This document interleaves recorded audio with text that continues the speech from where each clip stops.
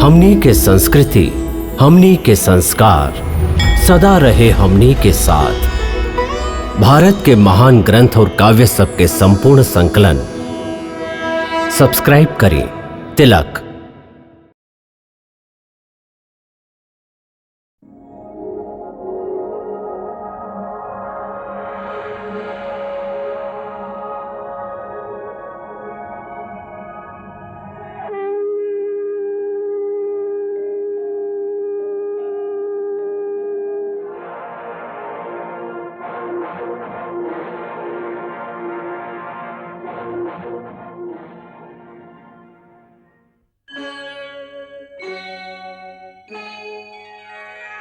कृष्णा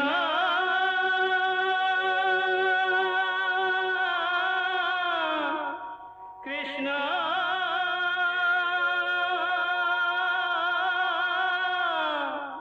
हरे कृष्णा हरे हरे।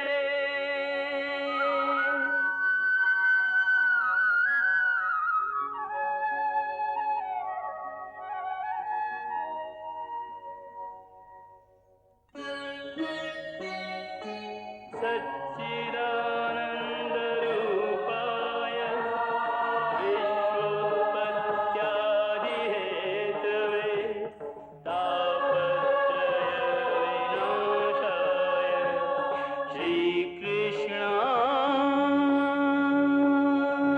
वयं नमः।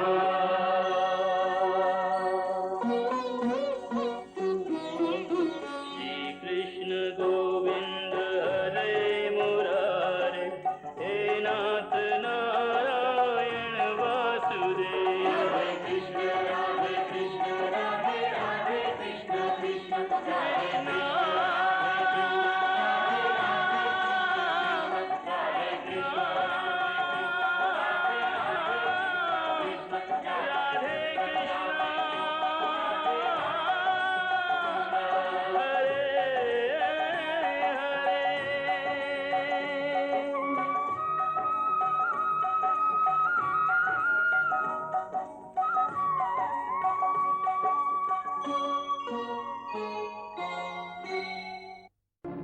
इस समय कंस के जे सैनिक और गुप्तचर बाड़न गोकुल के चारों ओर फैलल बाड़न। सबके नजर खाली कृष्ण पर ही जमल बा। ऐसे कृष्ण के आज के रात गोकुल में ही खुल्लम खुल्ला रहे दिहल जाए, जैसे कंस के आदमी भी गोकुल में जमल रहे। एकर लाभ उठा के रातों रात हमार आदमी बलराम के लेके निकल जाई हैं। उनका सुरक्षित हो गईला पर कल दिन में कोनो समय हम कृष्ण के संगे लेके मथुरा के ओरी कूच करब। काहे हमरे बेटा इतना सस्ता बा कि ओकरा ए तरह से खुल्लम खुल्ला दिन के उजाला में बलि की बेदी पर चढ़ा देहल जाए। ओकरा खातिर आप रात में भागे के कौनो तरीका ना सोचली? कौनो बात नहीं के, कौनो बात नहीं के। हम ओकर रक्षा करब। हम स्वयं भेष बदल के रातों रात ओकरा नदी के रास्ता से निकाल के कहीं ले जाए। भाभी भाभी भगवान खातिर समझे के कोशिश करी। हमके कुछ नहीं के समझे के बाद कुछ नहीं के। हमरा में इतना शक्ति बा कि हम अपन कान्हा के अपन पीठ पर उठा के यमुना के पार ले जाए। स्वयं भले ही डूब जाए हम, बाकी हम अपन लाल के सुरक्षित पहुंचा दे। यदि के हुआ और के प्राण देवे से कान्हा के प्राण बच सकेला तो हम लोग में से हर केहू अपन प्राण देवे खातिर तैयार है। बाकी ऐसा संभव ना है भाभी, ऐसा संभव ना है। काहे ना है ई संभव? काहे ना हो ई संभव? काहे कि ई देवी देवकी के आज्ञा है। ओकरा हमार बेटा के बलि देवे के का अधिकार बा? काहे कि उनकर बेटा है। ना ना, वो देवकी के बेटा नहीं के, वो देवकी के बेटा नहीं के। वो हमार बेटा बा, हमार। वो ओकरा जन्म देले होए, बाकी हम ओकरा पल्ले हैं। और जन्म देवे वाला से पाले वाला के अधिकार बड़ा होखेला। वो तो ओकरा 9 महीना तक अपन कोख में रखली, बाकी हम 12 बरस तक एक एक पल ओकरा संगे बितौले हैं। हम ओकरा हाथ पकड़ के चले सिखौली, ओकरा बोले सिखौली, ओकरा माखन मिश्री खाए सिखौली। वो हमार मटकी फोड़लस, हम ओकरा अपन हाथ से पिटली और फिर यही हाथ से ओकरा प्यार भी कैली। वो हमार बेटा बा, वो हमार बेटा बा। वो ओकर बेटा हो ही ना सकेला जे ओकरा स्वयं मरे खातिर आवे के आज्ञा देबेली। कैसन माई है देवकी और कैसन पिता बाड़न वसुदेव जी। वो कंस के अपन बेटा देवे खातिर वचनबद्ध होए है, बाकी हम कौनो खातिर वचनबद्ध ना है। हम केहू के वचन निभावे के हमार कौनो जिम्मेदारी ना, कौनो जिम्मेदारी ना। केहू और के वचन निभावे के जिम्मेदारी ना है आपके, बाकी आपके भी कई गो जिम्मेदारी है ना। हम माई है और माई के खाली एक ही जिम्मेदारी होखेला, ओकर पुत्र के रक्षा कैल, बस। ठीक बा, आप माई के जिम्मेदारी निभा रहा हैं, बाकी खाली आप कृष्ण के ही तमाई ना हैं। हमार खाली एक के गो बेटा है। ना भाभी ना, गोकुल के रानी होखला के नाते सब गोकुल वासियन के माई हैं आप, और वो भी आपके ही संतान बाड़न, बाड़न की ना बाड़न। तब फिर ये बात के उत्तर दी का आप 100 में से एगो बेटा के बचावे खातिर 99 के हत्या करवा दे, या अपन 99 बेटा के बचावे खातिर एगो बेटा के बलिदान कर दे। ना, ना। भाभी नीति कहेले कि संकट के समय में यदि एगो कुल के बचावे खातिर एगो प्राणी के, या एगो गांव के बचावे खातिर एगो कुल, या एगो देश के बचावे खातिर एगो गांव के बलिदान देवे के पड़े, तो वो समय वह धर्म हो जाला।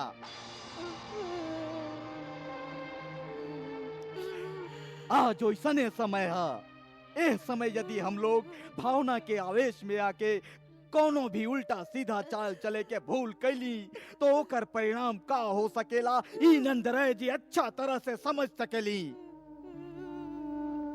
भाभी, ऊ पहाड़ी पर चढ़ के देखी कि कंस के सैनिक लोग कैसे दूर दूर तक गोकुल के घेर के रखले बाड़न। यदि आप कृष्ण के छिपावे के कोशिश भी कैली, त कंस के सैनिक भेड़िया की तरह गोकुल वासियन पर टूट पड़ी हैं, और फिर गोकुल के बच्चा बच्चा कंस के सैनिकन के तलवार के नोक पर टंगाइल होई।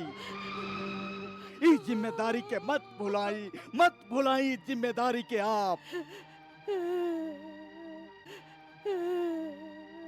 ई कैसन विवशता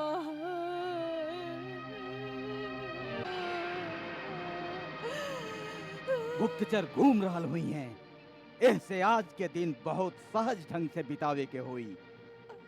ऐसन लगे कि घर में कृष्ण के प्रस्थान के तैयारी हो रहल बा, और उ लोगन से यह कही है कि कृष्ण मथुरा के उत्सव देखे अक्रूर के संगे जा रहल बा। उ दोनों लइकन के असल बात के पता ना चले के चाहिए, कहीं बचपना में भड़क न उठे। कैसन कलेजा बा आपके, कैसन ऐसन बात करे में नहीं आपके जीभ थर्राला और ना आँख में आंसू आवेला। हमरा खातिर जे घृणा यह समय आपके मन में है भाभी, वो स्वाभाविक है, बाकी आंसू से योजना सफल ना होखेला। योजना के सफलता खातिर धीरज के जरूरत होखेला भाभी, धीरज के जरूरत। जे कर लड़का के स्वयं मौत के मुंह में डाले जा रहे हैं, वो धीरज कैसे रखे, कैसे रखे वो धीरज। का राजभक्त अक्रूर से आप यह आशा कैले हैं, यह आशा कैले हैं कि वो अपन राजकुमार कृष्ण के स्वयं अपन हाथ से मौत के मुंह में डाल दे, ओकरा कंस के हवाले कर दे कि ला भैया ला, एकर हत्या कर द। ना ना भाभी ना, अक्रूर इतना आसानी से हार माने वाला नहीं के। यदि वो सच्चा राजभक्त है तो विश्वास रखी भाभी, कृष्ण के ऊपर कोनो भी आंच आवे से पहले स्वयं अक्रूर मर चुकल होई। स्वयं अक्रूर मर चुकल होई।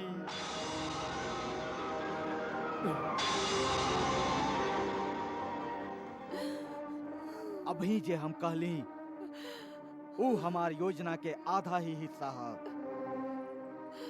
बलराम के बचावल और योजना के बाकी आधा हिस्सा है कृष्ण के बचावल। कृष्ण के बचावल। माफी चाह भाभी, वो गुप्त योजना हम अभी आपके ना बता सके। बाकी हमार योजना ऐसन बा जैसे ना वसुदेव जी पर आंच आई और ना ही गोकुल तहस नहस होई, फिर भी हमार कृष्ण ओ जालिम कंस के हाथ से बच निकली।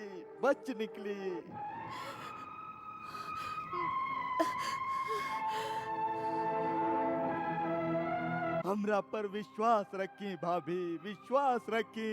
हम राजभक्त हैं, अपन राजा पर मरे वाला लोग। हमार राजभक्ति पर ऐसे संदेह मत करी।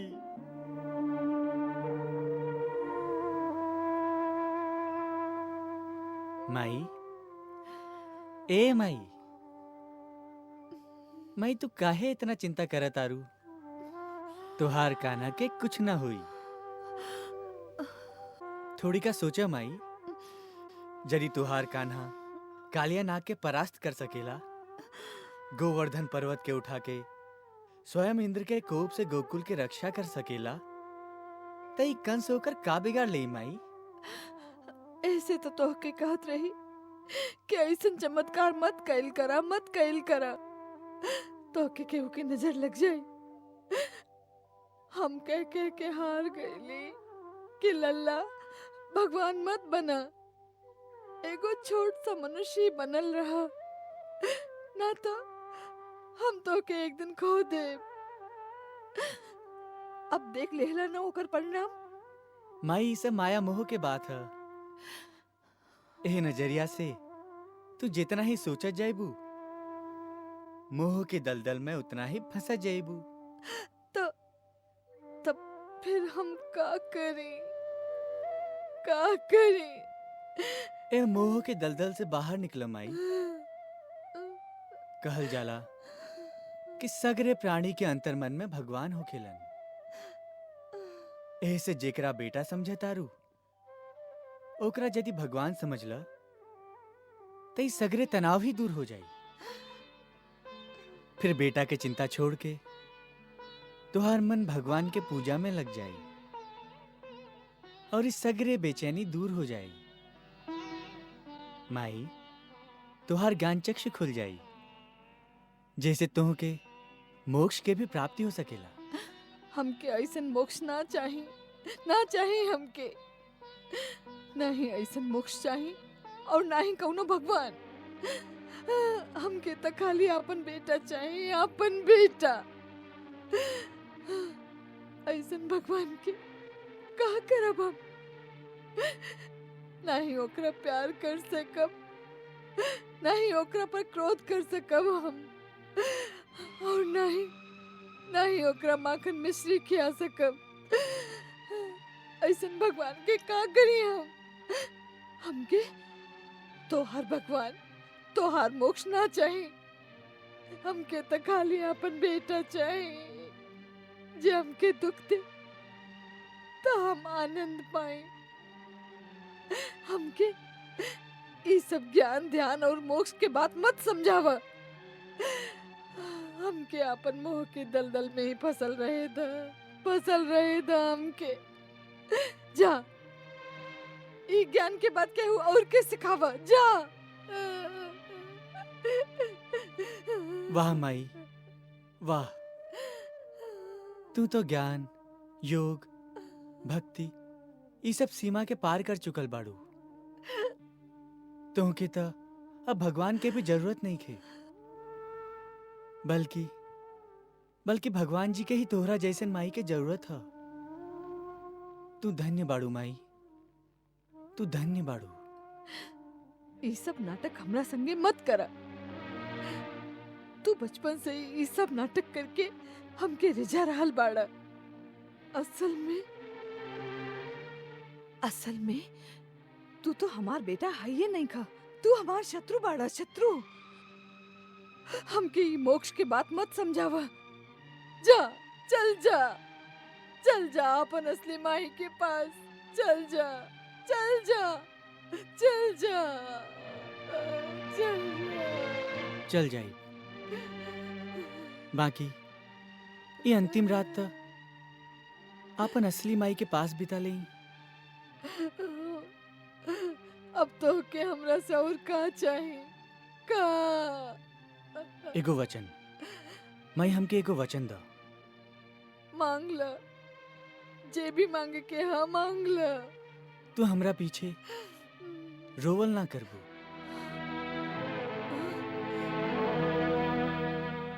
ना, हम ऐसन वचन ना दे सके, ना दे सके हम। बिछुड़े के पीड़ा ना सहल गइल तो रोहिए मत माई, गुस्सा करिहा, क्रोध करिहा वो निर्मोही पर, जेकरा तोहार कौनो चिंता नहीं खे, जे तोहके छोड़ के चल गई। हाँ हाँ, मने मन मरिए हमके। बाकी रोहिए मत माई, तू रोहिए मत।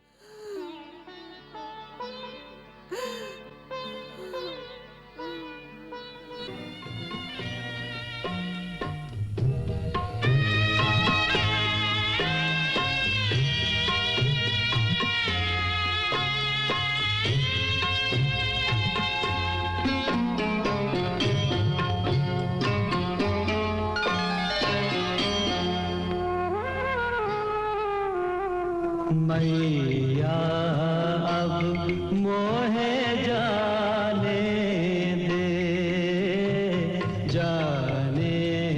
दे मोहे मथुरा जाना। प्यार दुलार से पालने वाली अपने लाल को मत बिसराना, मत बिसराना। लाला रे मोहे छोड़ न जाना, जाने दे मोहे मथुरा जाना।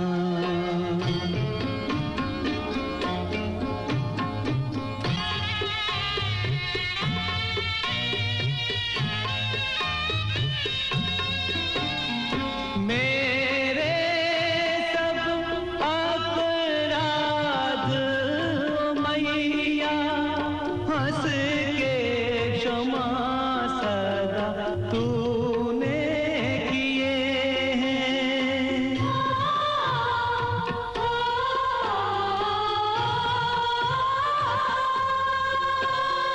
प्यार ही प्यार दिया है तूने, दुख ही दुख जो है मैंने दिए हैं।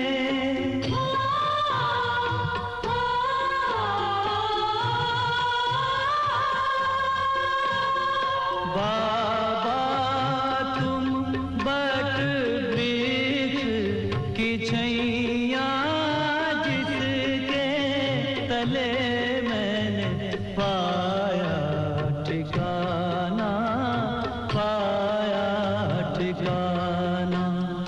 माँ बाबा अब जाने दो, जाने दो मोहे मथुरा जाना।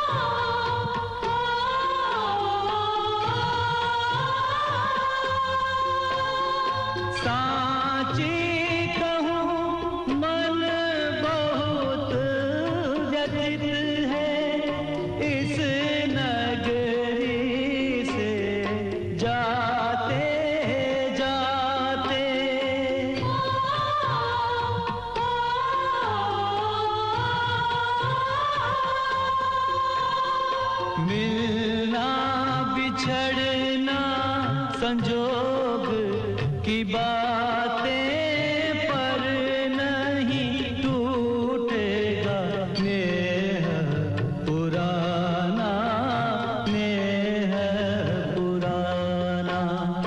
माता अब जाने दो, जाने दो, मोहे मथुरा जाना। कृष्णा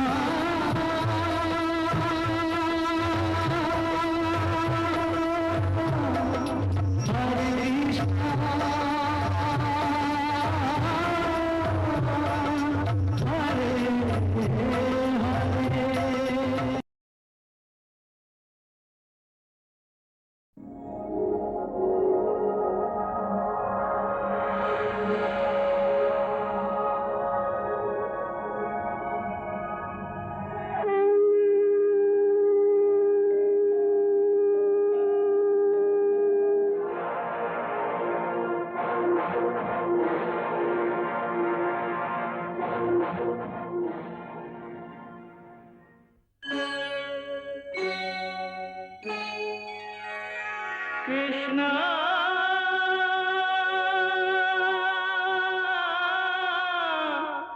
कृष्णा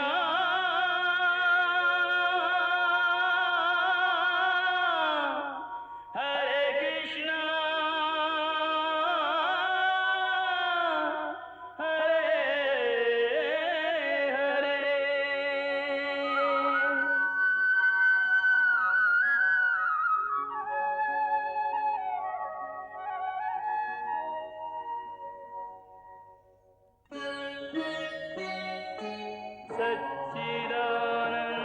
सच्चिदानन्दरूपाय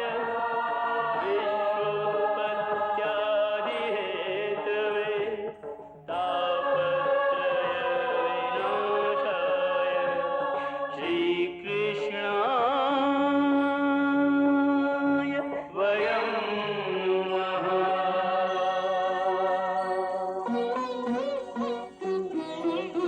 श्रीकृष्ण गोविंद हरे मुरारे, हे नाथ नारायण वासुदेव। हरे कृष्ण राधे कृष्ण राधे राधे कृष्ण कृष्ण हरे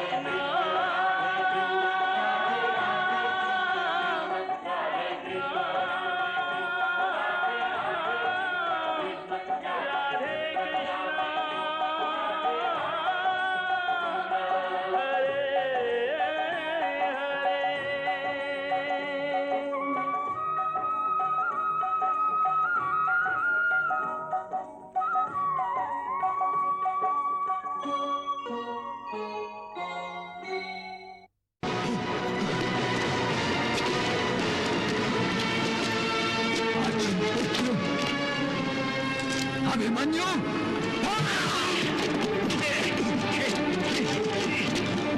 अभिमन्यु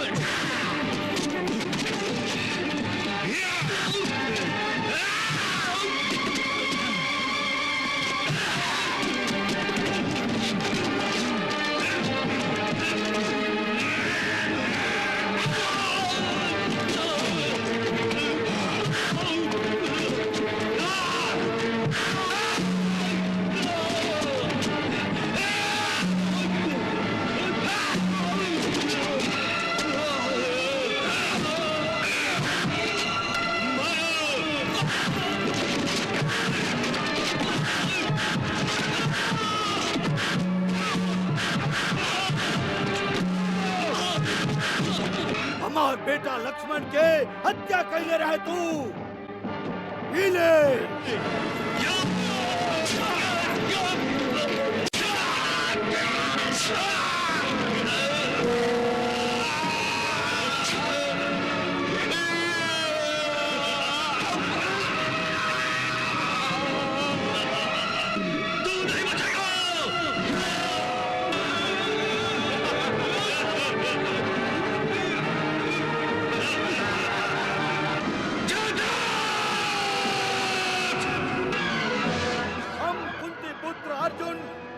प्रतिज्ञा करत हई यदि सिंधु नरेश जयद्रथ कल सूर्यास्त तक हमारे शरण में ना आई,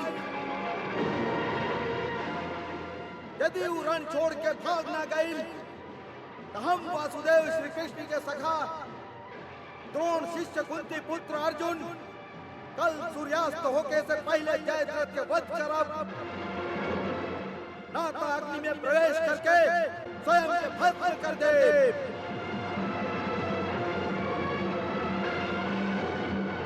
महाभारत के भयंकर संग्राम में आज की रात बहुत महत्वपूर्ण रात है। काल का हुई ये केहू ना जानत रहे, बाकी आज जे भइल है ओकर प्रतिक्रिया हस्तिनापुर से लेके कुरुक्षेत्र तक बहुत गहरा और मार्मिक भइल है। आज कुंती और गांधारी दोनों के एक एक गो पोता युद्ध के बेदी के ऊपर बलि चढ़ गईलन। मनुष्य के अहंकार से भरल यह संसार में ये दोनों माई एक दूसरा के कंधा पर माथा रख के रोवे चाहत रही। गांधारी अपन राजमहल छोड़ के विदुर के घर में कुंती से मिले अली।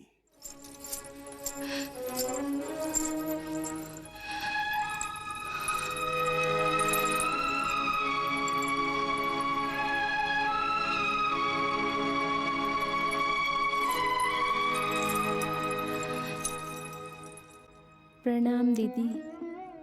आप?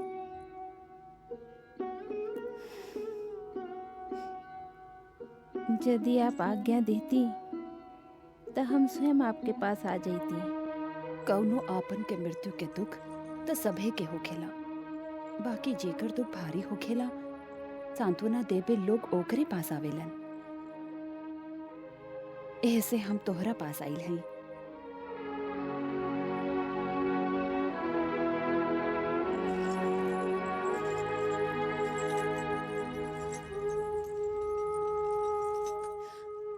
हमार लक्ष्मण के मृत्यु से ज्यादा गहरा दुख हमके अभिमन्यु के भइल ह, जेकरा के ऐसन अधर्म और अमानवीय यातना दे के मारल गईल ह, जेकरा सुन के हमार दिल दहल गईल। हम सपना में भी न सोचले रही कि हमार बेटन के हाथ से ऐसन भीषण पाप होई। दीदी, जे लोग पाप कइले बाड़न उहे एकर दंड भी भोगी है। दूसर लोग के पाप खातिर आप स्वयं के दोषी काहे समझत हई? काहे कि एह भीषण पाप करे वालन के हम ही जन्म देले हई। अकेले में जब हमार विवेक हमरा सामने न्याय के तराजू लेके ठाड़ हो जाला, तो जौन पलड़ा में हमार बेटन होखेलन वो पलड़ा उनकर पाप के बोझ से भारी होके जब धरती के छुए लागेला, तो हम अनायास आपन कोप के कोसे लागेला। दीदी, अपना आप के कोस के आपन आत्मा के इतना यातना मत दीही। स्वयं पर इतना अत्याचार उचित नहीं खे। यह उचित है कुंती, यह उचित है। काहे कि जे अत्याचार तोहरा पर भइल ह, जे अत्याचार पांडवन पर भइल ह, वो अत्याचार खातिर हम तोहरा से क्षमा भी तो न मांग सकेली। हम सभे कौरवन मिलके तू लोगन के केतना अपमान कैले रही, यहाँ तक भुला गईली कि पांडु कुल के बहू कुरु कुल के भी तो लाज है। फिर भी हम लोग द्रौपदी के भरल सभा में नंगा नचावल चाहत रही। इतना सब कुछ होखला के बाद भी हम लोग के आंख ना खुलल।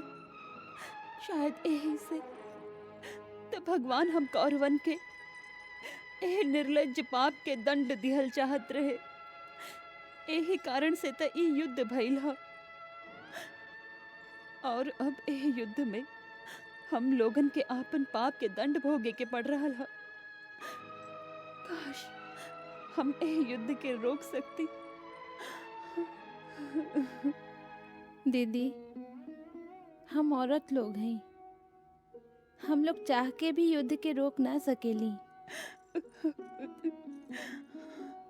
दीदी, एक बार हम स्वयं छत्राणी बनके आपन अपमान के बदला लेबे खातिर आपन बेटन के सनेसा भेजले रही। बाकी अभिमन्यु और लक्ष्मण के मृत्यु के बाद हमार ममता ये निर्णय ना कर पा रहल है कि भावुकता में बह के हम आपन अपमान के बदला लेबे के जे आदेश आपन बेटन के दिले रही वो उचित रहे या अनुचित। कुंती, धर्म के बात त ई है कि तुहार ऊ निर्णय उचित ही रहे। दीदी, हाँ कुंती, यदि ईश्वर के कौरवन के सर्वनाश स्वीकार ना होइत तो ई युद्ध ही काहे होइत? काहे सभे कौरव हमरे लेखा आपन आंख पर पट्टी बंधले अंधन के लेखा युद्ध के खाई में गिर जाइतन? और सबसे बड़ सजा तो पिता में भुगत रहल है, जे तीर के शैया पर लेटल है। सगरे कुरुकुल के सबसे बड़ होखला के नाते वहां के आपन निर्णय दे के कौरवन और पांडवन के कुल के सर्वनाश से बचावे के चाहत रहे। दीदी, विधि के विधान ही कुछ ऐसन है कि होनी जब होखे पर आवेला तो ओकरा केहू ना रोक सकेला।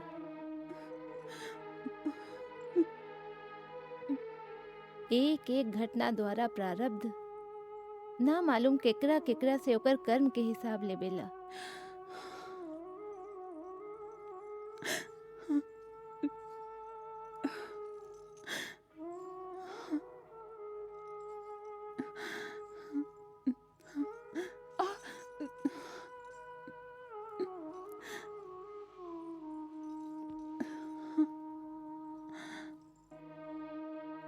कुंती, प्रारब्ध के और कौन कौन सा हिसाब हम लोग चुकाई? एगो पाप के भुगतान तो पूरा ना होला और कौरवन के हाथ से दूसर पाप हो जाला। द्रौपदी के अपमान के बाद अब अभिमन्यु के अधर्म से हत्या। ना मालूम एह पाप के दंड केकरा केकरा भुगते के पड़ी। वो बेचारा निष्पाप लइका रहे। हम लोग तो यहाँ बैठ के आंसू बहा के आपन दुख के हल्का कर रहल हैं। बाकी जे ओकरा जन्म दिले रही वो सुभद्रा आपन दिल के टुकड़ा के मृत्यु के दुख कैसे सह पाई? कुंती, आपन दिल के टुकड़ा के दुख कैसे सह पाई? कैसे सह पाई सुभद्रा? कैसे सह पाई?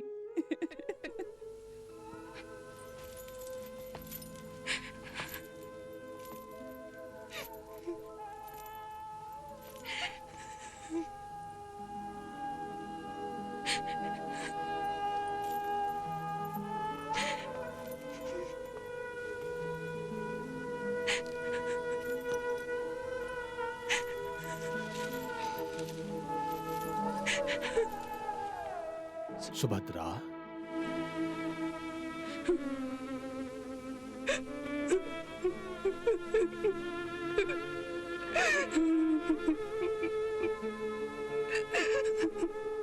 तू तो एगो वीर पत्नी हो, एगो वीर माँ हो, छत्रानी हो, फिर भी रो रहा हो।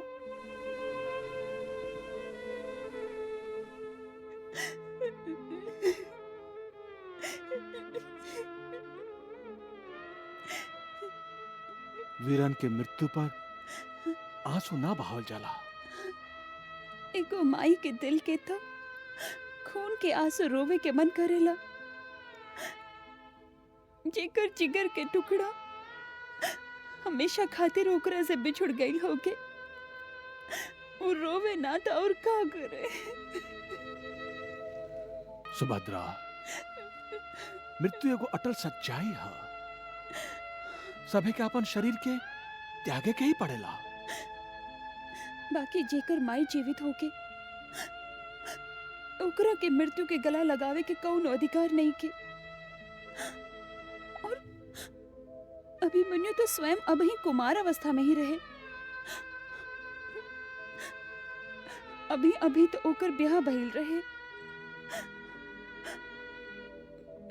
ओकर गला के वरमाला के फूल के सुगंध अभी तक वातावरण में फैलल ह।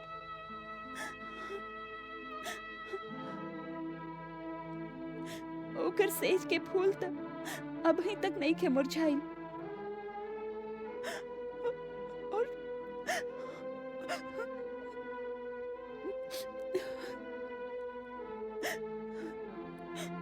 और ओकरा के चिता के अंगारा पर सुता दिहल गई। सुभद्रा, तोहरा भावुक होके से जीवन के सत्य तना बदल जाए ना। जानत हई, और ना ही मृत्यु के सत्य बदल जाई। बाकी फिर भी हम मृत्यु से एगो प्रश्न पूछल चाहब कि का अधिकार है ओकरा कि जन्म देवे वाली माई से पूछ ले बिना ओकर बेटा के जीवन ओकरा से छीन लेहलस? का अधिकार है ओकरा कि एक झटका में माई के गोदी और पत्नी के मांग सून कर दिहलस? और जे लड़का अभी तक जन्मल भी नहीं खे, ओकर सिर से ओकर बाप के साया छीन लेहलस। का दोष है अभिमन्यु के और जन्मल निष्पाप लड़का के? वो बेचारा था अपन पिता से भी ज्यादा दुर्भागी निकलल।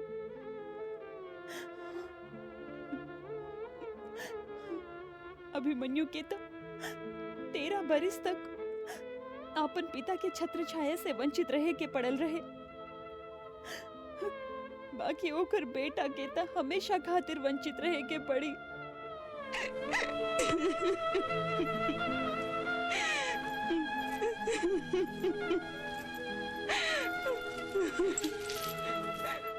शांत हो जा सुभद्रा, शांत हो जा।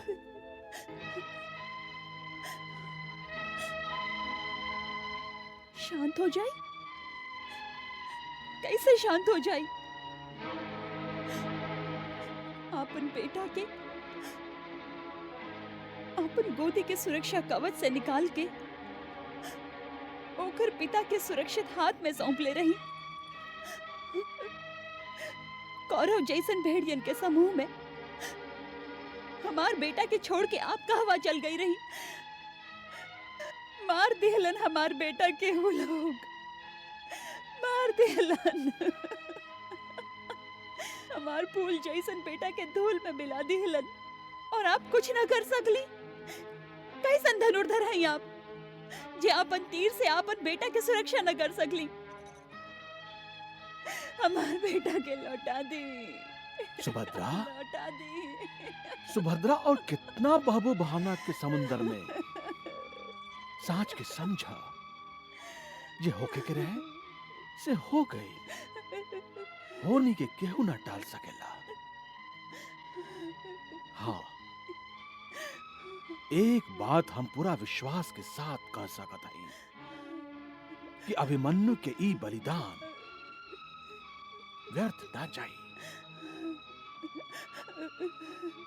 सुभद्रा, अभिमन्यु के कौरव लोग वध करके ओह अधर्म के चरम सीमा तक पहुंच गए बाड़न। यह अधर्म के हर एक दोषी के ओकर अपराध के दंड जरूर भोगे के पड़े।